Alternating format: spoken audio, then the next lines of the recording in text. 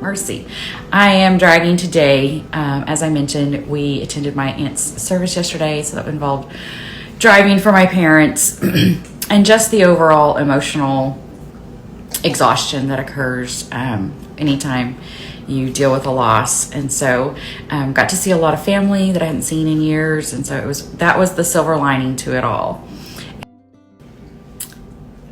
It was a beautiful day yesterday, and we just enjoyed a large portion of the day, like I said, getting to see family and friends, but there was still that loss hanging over our head that she left a big hole in our family, and she had quite a story to tell. So I think today's verse is especially fitting. It's just amazing how I've seen God make these things fall into place, and I love it. So today's verse is actually verse 28. And when you read it in King James, it simply says, her children arise up and call her blessed, her husband also, and he praiseth her. And I think that it's just so fitting that this verse is today's verse, because literally, as I stood in the service, it was a standing room only service, but as I stood in the service yesterday, this thought went through my mind.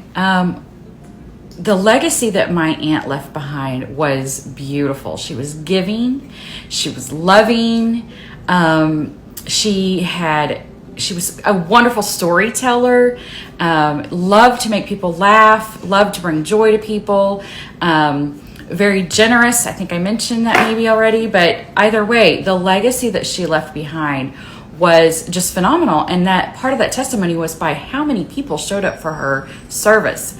And even they followed us to the cemetery, and not only that, but then they went on and we had a meal prepared by the community, which in itself, the community prepared a meal. That was just, to me, it was a big, huge token of the legacy that she left behind. And as I stood there in her service and I listened to the different stories and the different people give, their memories of her, it hit me like, wow, what kind of legacy am I leaving?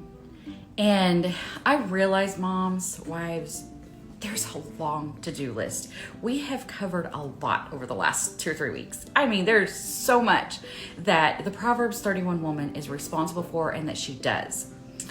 On the flip side, I remember several years ago, and if I can find it easily, I will share it. But my son in public school at the time was given the assignment to describe his mother. I believe it was maybe around Mother's Day. Maybe not, I'm not sure. Anyhow,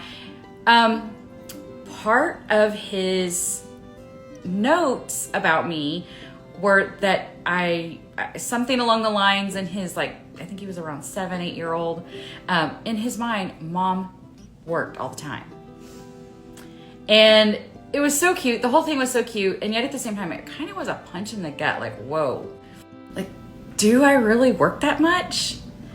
And just today, I read a comment on a completely separate, I don't even know if it was on Instagram or Facebook, but it was a comment left by a mom. And she said, I used to do all things homemade, sourdough, all cooking from scratch. And she listed off a lot, making her own laundry soap, making, all these different things. And she said she suddenly realized one day she was exhausted. She never spent time with her family, just doing things that were fun.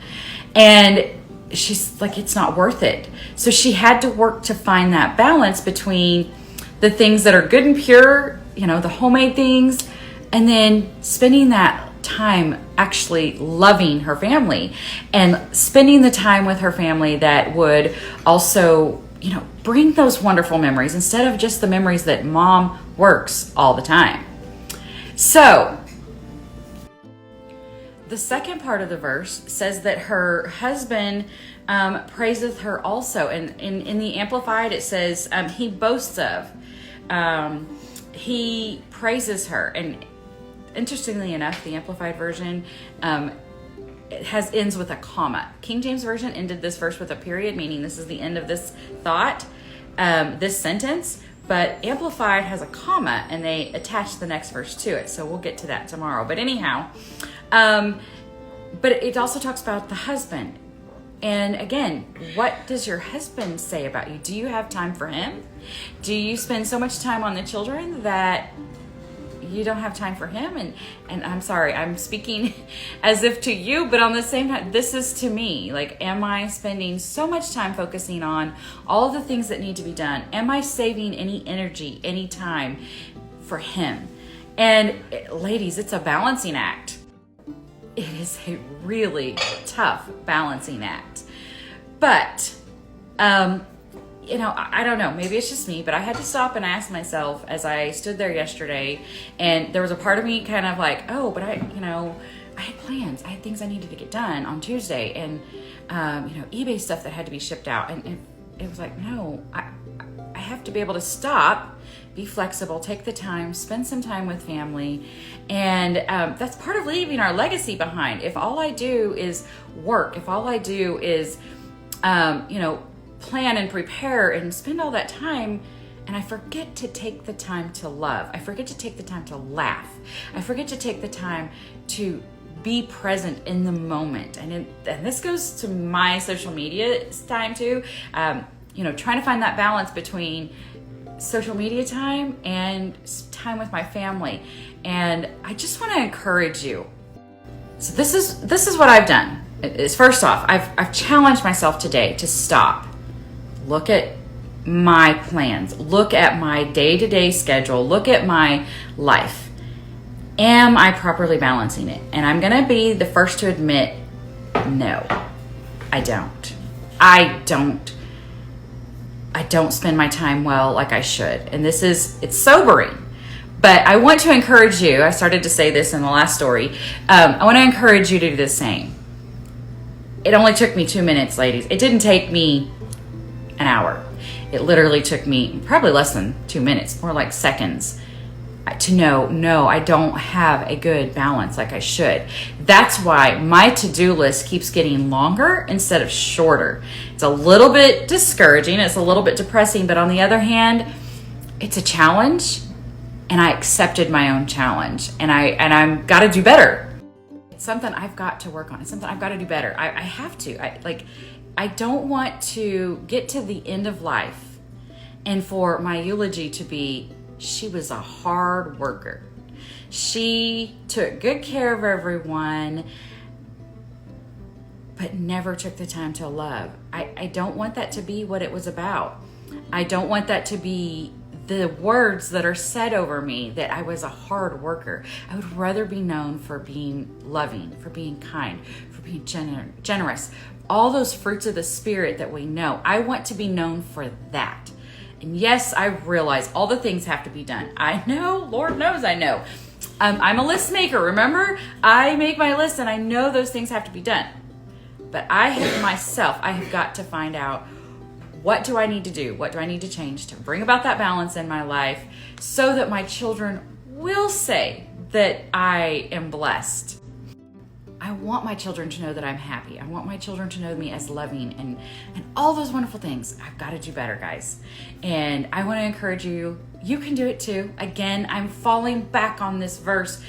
I can do all things through Christ who strengthens me. So once again, digging deep, saying, Lord, help me. Show me the way. Show me how to find that balance. If it means I got to give up some time on social media, if it means I've got to give up some time, somewhere else. I know the things that I need to change and I need to do differently. But either way, I want to know. I want to know that my legacy is blessed, and I want to know that my husband will praise me. And you know what? If we're really blessed, if we're really truly blessed, they'll say it while we're still alive.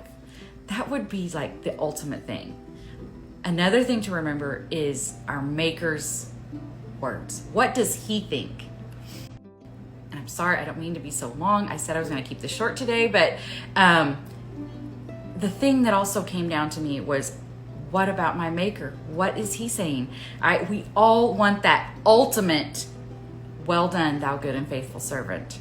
So again, drawing back on that strength from him, asking for wisdom from him, and I know he'll give it. I know he will. So I encourage you, we can do this. It seems so overwhelming, and yet at the same time, these are not these words, these verses, this study. This is not something that God threw out there and was like, well, good luck. You can, maybe you can achieve. No. He promised to give us strength. He promised to give us give us wisdom liberally if we just ask. So I want you to know you can do it. I can do it. Just lean on him, trust in him, and I know he'll guide our he'll guide our footsteps. So thank you for watching. Thank you for spending time listening to my rambling thoughts, and know that we can do it. We can do it. I want to encourage you. We can do it. So take 5 minutes today.